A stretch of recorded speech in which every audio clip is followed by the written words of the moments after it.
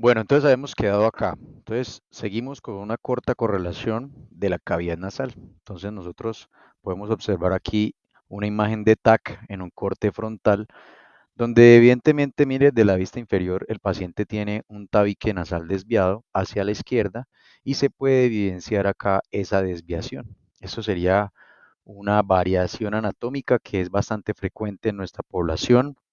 Casi nadie tiene un tabique nasal pues puramente recto, sino tenemos ligeras variaciones y en este caso es una muy evidente que no compromete mucho la ventilación. Fíjese que se puede ver de todos modos algo de espacio, es decir, esto no comprometería mucho la ventilación.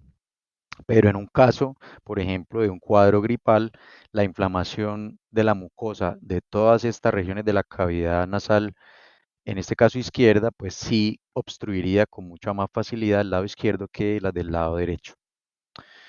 Les decía que hay muchas variaciones de esa configuración del tabique nasal. Entonces aquí vemos, por ejemplo, una protrusión que aparece en la región media del tabique nasal en su porción cartilaginosa que tendería a obstruir ese complejo osteomeatal que hablábamos antes y predispondría a sinusitis. Aquí vemos otras en forma de S, aquí está impactando contra un cornete nasal medio sin comprometer mucho la ventilación y aquí uno en forma de S y también algo más grueso que sí podría comprometer la ventilación o el drenaje de algunos de los senos paranasales. Aquí vemos uno que producto de un traumatismo, por ejemplo, se dislocó de la cresta nasal, entonces ahí estamos viendo esa posibilidad. También habíamos visto antes que podría fracturarse la parte ósea del tabique. Y aquí estamos viendo uno que tiene unas alas, lo que llaman unas alas excesivas en el tabique, que si recuerdan el video de la nasolaringoscopia que le mostré en clase, este tipo de tabique con alas lo tenía el médico que se estaba haciendo al mismo ese examen, ¿no? Pueden devolverse y mirarlo para que se den cuenta. En este caso, pues no compromete mucho la ventilación ni el drenaje. Aquí vemos otra desviación en el plano transversal o axial, mira una desviación anteroposterior, así también en ese, pero en sentido anteroposterior. Muy bien, se habla mucho de sinusitis y rinosinusitis. ¿Qué es la inflamación? Sinusitis viene de senos, entonces sería la inflamación de los senos paranasales, pero rara vez se inflaman los senos sin inflamarse también la mucosa de la cavidad nasal adyacente a ellos. Entonces lo más propio es hablar de rinosinusitis. Puede ser eh, que haya una infección, puede ser que haya una reacción alérgica, ¿no? Y esto termina en algún punto inflamando el epitelio respiratorio que está por dentro de los senos y también de la cavidad nasal, lo cual obstruye el flujo de drenaje desde esos senos y esto es lo que configura el cuadro pues más típico de la rinosinusitis, que generaría dolor en estas áreas que están en verde, es decir, aquí lo hemos dicho, dolor referido desde los senos frontales y desde el seno maxilar. Entonces aquí vemos más o menos la comparativa. Esto sería una cavidad nasal y unos senos completamente permeables, con buen drenaje, y este lado la rinosinusitis. Entonces ya decimos, cualquiera de los factores etiológicos, infecciones o reacción alérgica, hace que la mucosa responda a ellos, ¿sí? Aumente su secreción de moco, su mecanismo natural de respuesta es aumentar la producción de moco, edematizarse y esos espacios pueden verse comprometidos, ¿no? Entonces ahí vemos la inflamación y el acúmulo de moco en esta región. Más o menos cómo evoluciona todo. Entonces lo primero es la inflamación, ¿no? Y esa inflamación es la que termina obstruyendo el drenaje. La misma inflamación, el mismo edema de la mucosa o el mismo acúmulo de moco es el que termina obstruyendo el drenaje. Ya habíamos dicho que el punto más frecuente de obstrucción de drenaje era ese complejo osteomiatal, ¿no? Una vez se obstruye el drenaje, pues eso empeora las cosas porque se sigue produciendo moco, la falta de oxígeno en esa mucosa que ya no está siendo ventilada, empeora el cuadro inflamatorio, aumenta la producción de moco y esto pues termina obstruyendo todavía más. Y entonces ya se produce una infección en esa región de cada uno de los senos. En este caso, el seno maxilar. ¿Por qué el seno maxilar? Porque es el más frecuente que se inflama por esta rinosinusitis, acompañado del frontal, precisamente porque esos dos, como vimos, eh, drenan a través de ese complejo estomatal. En orden sería primero el maxilar, los senos etmoidales, luego el seno frontal y por último el que menos se inflama sería los senos esfenoidales. Aquí lo vemos en un TAC de cráneo, entonces fíjese acá, senos etmoidales están bien, el maxilar de este lado está bien, derecho, y fíjese en este seno maxilar izquierdo como ya no se ve así hipodenso, ¿no? Sino ya se ve una mayor densidad ahí, ¿no? Quiere decir que aquí hay un moco acumulado, ¿sí? Entonces aquí sería del seno maxilar. Y aquí en esta, mire, vemos hipodenso eh, ambos senos maxilares. Está bien ventilada la vía aérea por este lado, pero fíjese los senos etmoidales del lado izquierdo como se ven llenos de moco. Entonces más o menos así sería como se ve en un TAC de cráneo. Lo que les voy a decir a continuación no es que el profesor los está mandando, ¿no? No es un consejo médico. Sin embargo, por ejemplo, la FDA dice que esto puede ser seguro. Se trata de un método de irrigación de la cavidad nasal, Así que venga, abre la ¿sí? nariz, ¿vale? El que la tenga grande bien. Yo tengo una nariz muy chica. Y mira qué puñetera guarrada. Bueno, aquí es importante que saquéis la Bueno, lengua entonces yo y les dejo respiréis. el videito para que ustedes lo miren ahí con más detenimiento en las diapositivas. Esto al parecer es un método, según ella, un método indio, pero obviamente ya se ha comercializado. Entonces, lo primero es, con la anatomía que usted ya vio, podría describir por dónde entra y por dónde sale el agua. Podría decirnos, o usted responderse a sí mismo, por qué el agua no se dirige hacia el esófago. Y por último, de lo que ella dice, cuál de sus explicaciones es incorrecta y por qué. Eso que sea un ejercicio, pues, como para usted poder aplicar esos conceptos. Los dispositivos de irrigación nasal, como les dije, ya se han modernizado. Ya hay dispositivos como estos. Esto sería, mire, análogo a la tetera que ella utiliza, que es un método al parecer que viene de la medicina india tradicional. Entonces, como les digo, según la FDA, siempre y cuando se use agua destilada o agua del tubo hervida y luego que se deje reposar, pues sería seguro, con algunos cuidados específicos. Aquí vemos una limpieza de una sinusitis, ¿sí? Una aspiración del exceso de moco de una sinusitis, guiada por una nasolaringoscopia, ¿no? Dice que ahí están drenando el meato nasal interior. ¿No? Ahí estaríamos ya mire, drenando el meato nasal medio, ¿no? Bueno, ¿cuál es la diferencia de sinusitis o rinosinusitis a rinitis? Que la rinitis ya es rino, viene de todo lo que es rino es de cavidad nasal, ¿no? Entonces la rinitis ya es la inflamación de la mucosa de la cavidad nasal, ya no de los senos, sino de la mucosa de la cavidad nasal.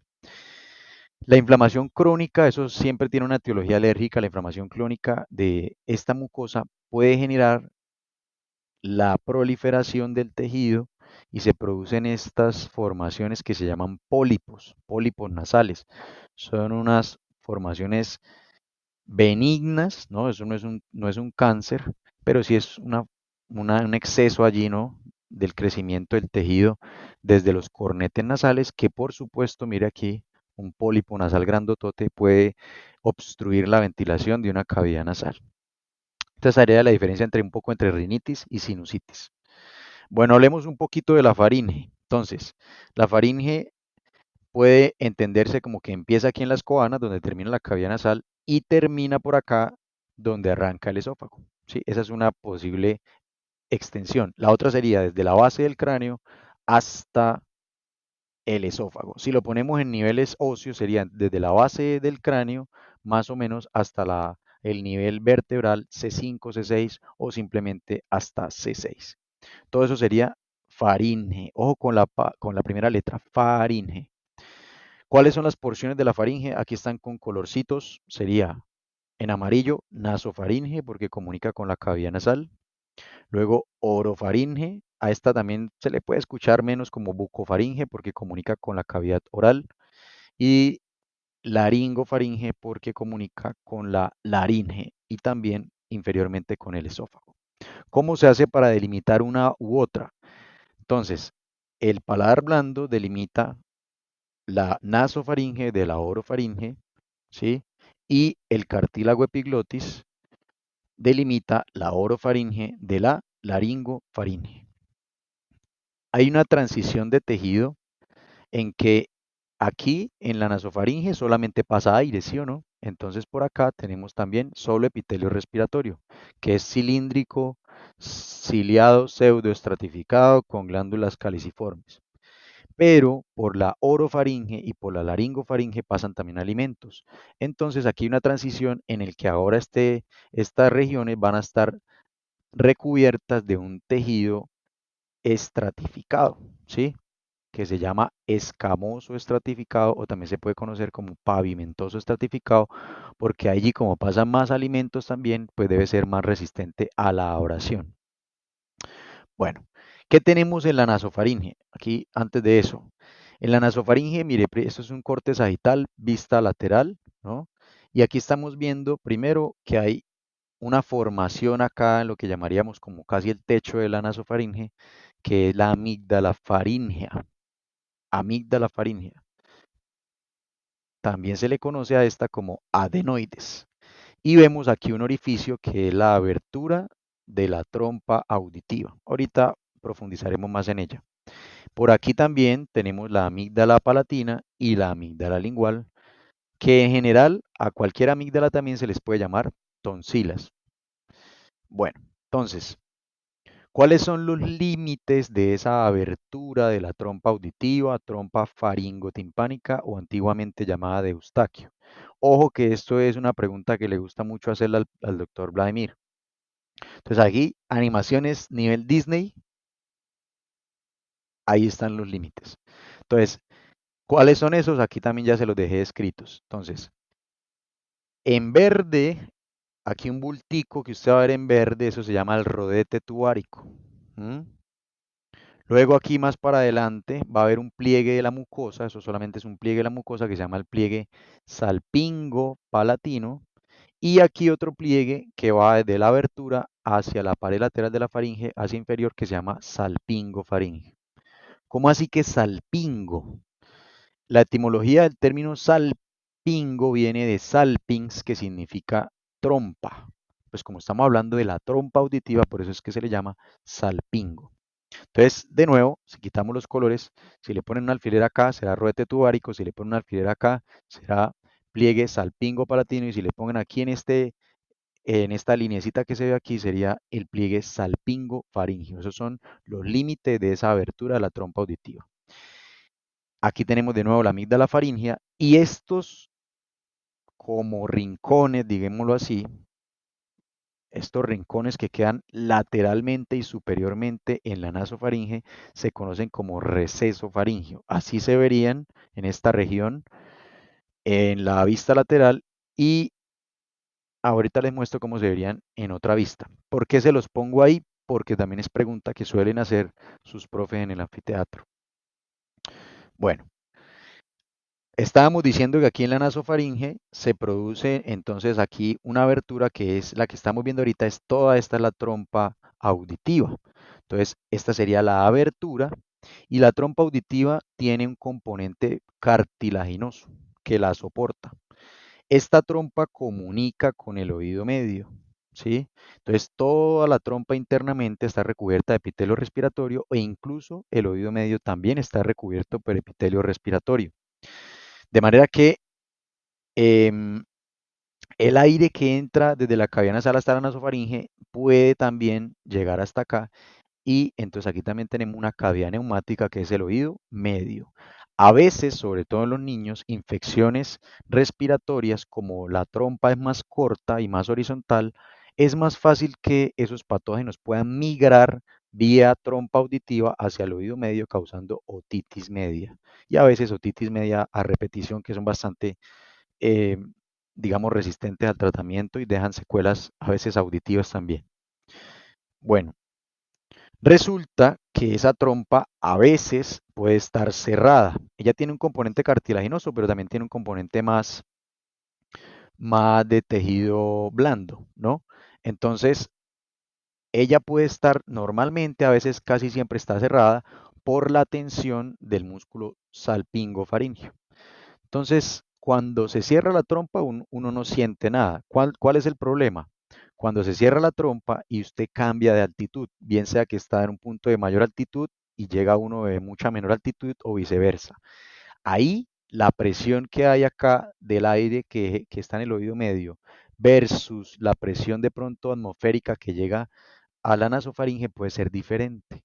Entonces ahí nosotros sentimos que el oído se tapó, porque este aire puede que esté a una mayor presión y si la trompa está cerrada no puede salir ese aire.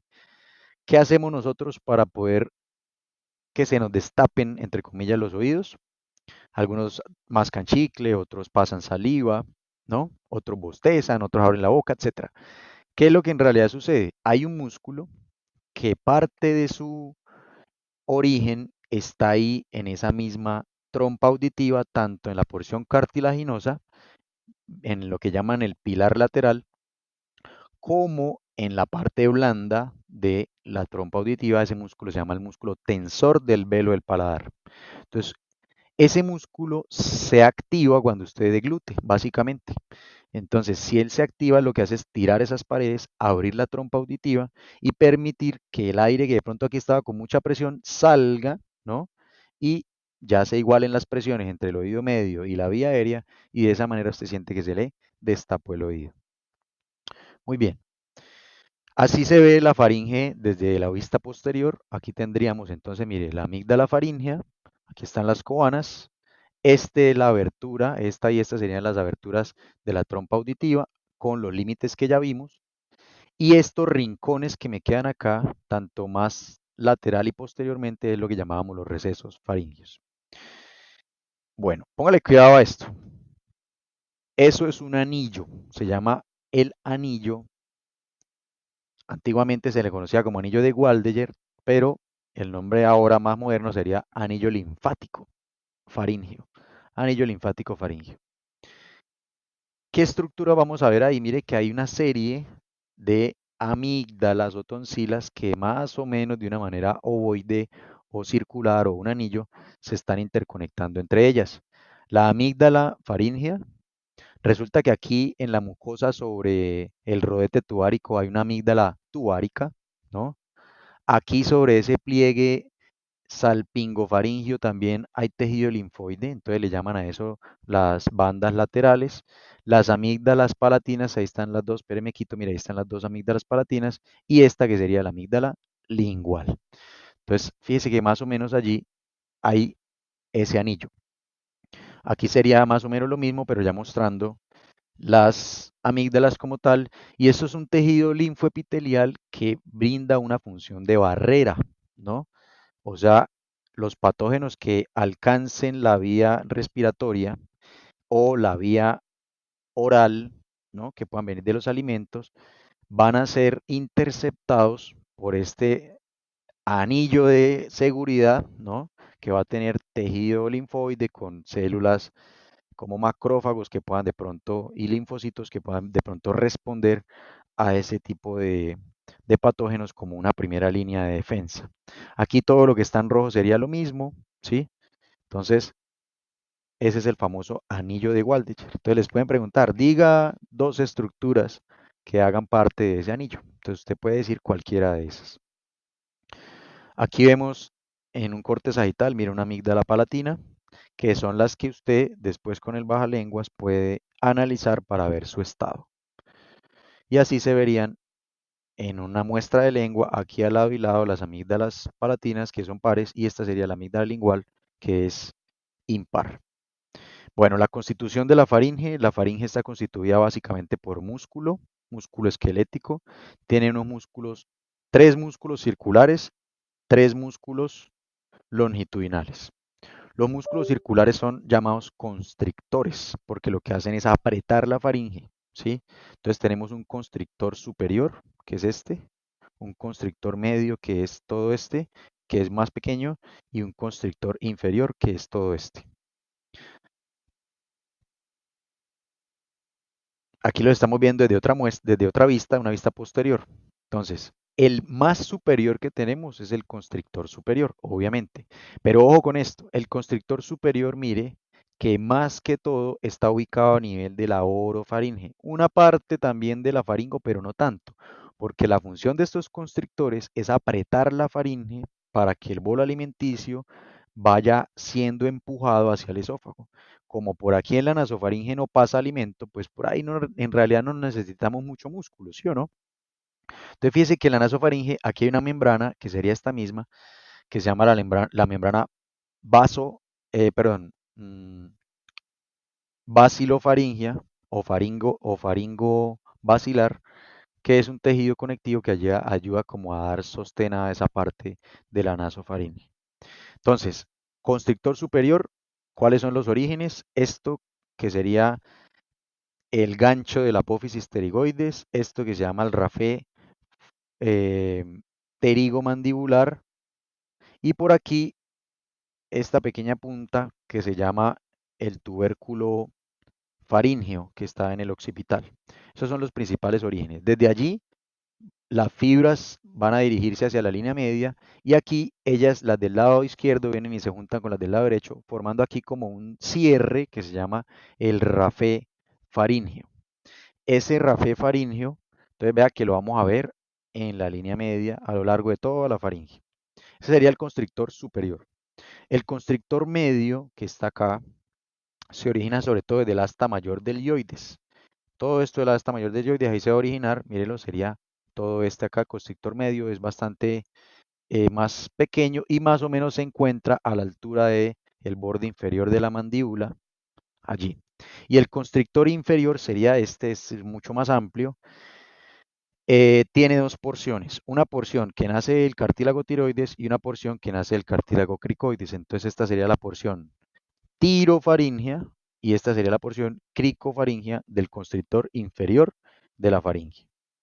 Ellos se van a activar de manera secuencial. Entonces cuando usted el bolo alimenticio lo pasa, primero se activa el constrictor superior, luego el medio y luego inferior para que el bolo vaya siendo empujado hacia el esófago. ¿Cuáles son los longitudinales? Son tres. El primero es el salpingo faríngeo, que es una banda de músculo muy delgadita, mírenlo acá, difícilmente apreciable en el anfiteatro, que yo digo que ese es el músculo más santandereano que existe, porque es un chiste bobo, ¿no? Pero bueno, es para que se acuerden. Salpingo, es como cuando en Girón va un señor a convidar al compadre y le dice, Salpingo, vamos a echar cervecita allá a la esquina, ¿no? Chascarrillo ahí, un huesito de marrano que me acabo de echar. Bueno, entonces, salpingo faríngeo, porque sale de salping, sale de la tuba auditiva de su porción cartilaginosa y va hacia la pared lateral de la faringe, y más bien sus fibras se continúan con las de este otro músculo más amplio que es el palato faríngeo. Mire, va del paladar blando hacia la pared lateral de la faringe, y el último de los longitudinales sería este, mire, estilo desde la apófisis estiloide, mire cómo se viene para acá y se mete hacia la parte interna de la faringe. Aquí son estas fibras que vemos llegando para insertarse sobre todo en el asta superior del tiroides y el borde superior del cuerpo del cartílago tiroides. Entonces estos serían los tres, salpingofaringio, palatofaringio y estilofaringio. ¿Qué hacen estos tres en conjunto? Elevan la faringe y la laringe durante la deglución. El palato faríngeo puede hacer una acción adicional y es que el palato faríngeo puede hacer que cuando se activa en acción inversa, es decir, no tirando de acá para arriba, sino al revés, puede descender el paladar blando. Bueno, vamos a hablar de otros dos músculos que serían el músculo tensor del velo del paladar y elevador del velo del paladar. Aquí vemos una vista del cráneo inferior y aquí vemos la fosa escafoidea, que es una pequeña fosa que queda entre ambas láminas de la pterigoides. Aquí se origina en la fosa escafoidea, también en la espina del esfenoides y en parte, como hemos dicho, de la trompa auditiva, el músculo tensor del velo del paladar. O sea, a una situación más anterior. Y un poco más atrás de él, el músculo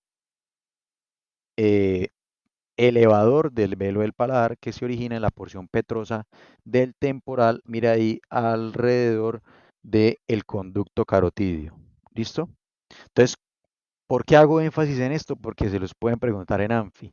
Entonces, así es como ustedes lo van a ver. Ustedes van a ver uno acá, ahí detrásito de las cóbanas, uno acá más anterior, sus fibras vienen más, digámoslo, más rectas y otro algo más posterior con las fibras algo más oblicuas. Pues ya dijimos que el más anterior, este sería el tensor del velo del paladar, viene acá a insertarse en la apófisis palatina, perdón, en la aponeurosis palatina, y este que viene más de atrás, este es el elevador del velo del paladar, que viene a insertarse también en la misma aponeurosis palatina. Ambos, tanto el tensor como el elevador, pues elevan el paladar blando. ¿Listo? Aquí vemos como las fibras, mire, estas fibras son las del tensor, le dan la vuelta por aquí al gancho de la pterigoides, aquí se ve mejor cómo le dan la vuelta al gancho de la pterigoides así, como de acá para allá así, y terminan acá insertándose en el paladar blando, y eso ellos se van a activar durante la deglución. El paladar blando se eleva, ellos son elevadores ambos del paladar blando. El tensor del velo del paladar es inervado por el nervio mandibular V3 del trigémino, y el elevador del velo del paladar será inervado por el nervio vago. Bueno, irrigación de toda la faringe, básicamente arteria faríngea ascendente, que es esta, una de las primeras ramas de la carótida externa, va a ser la principal arteria, y el drenaje venoso va a ser, mire, por el plexo venoso faríngeo. Este es el plexo pterigoideo, a donde habíamos visto que la vena esfenopalatina sacaba sangre de la cavidad nasal hacia este plexo pterigoideo, y de este plexo pterigoideo viene a la vena retromandibular. Pero si vemos acá, hay un plexo venoso faríngeo, mire, y este plexo venoso faríngeo va a drenar directamente a través de varias venas a la vena yugular interna. En cuanto a la inervación, entonces tenemos inervación sensitiva e inervación motora. La inervación sensitiva de toda la faringe sensitiva general está dada por el nervio glosofaríngeo, ¿sí? Es el que va a dar esa aferencia de toda la faringe. Y ahí un poquito también le colabora también el vago, pero el principal sería el nervio noveno par craneal glosofaríngeo. Y la inervación motora va a ser al revés. Principalmente todos estos músculos que vimos van a ser inervados por el nervio vago, excepto mire, si ahí le pintan las estiloides, excepto el estilofaringio, que es inervado por el noveno par craneal. La sensibilidad de la tuba auditiva, recuerden también, es del glosofaringio. Y acá vemos, mire, la inervación también del vago hacia el elevador del velo del paladar, hacia el músculo elevador del velo del paladar, y este sería el salpingo faríngeo. Bueno,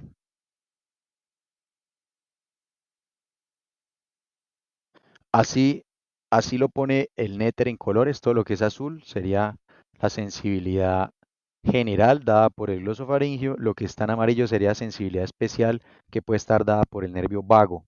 O sea que uno puede tener gusto por aquí en el tercio posterior de la lengua, por aquí en la mucosa que recubre el cartílago epiglotis, y sobre todo eso sería sensibilidad especial. También esta amígdala, mire, la amígdala, el tercio posterior de la lengua, la amígdala palatina, las amígdalas, perdón, las amígdalas palatinas y la amígdala lingual también mire que van a ser inervadas a nivel de aferencia somática general por el noveno par craneal. Resulta que en los niños las amígdalas se pueden inflamar mucho y hay que quitarlas, ¿sí? Se suelen quitar.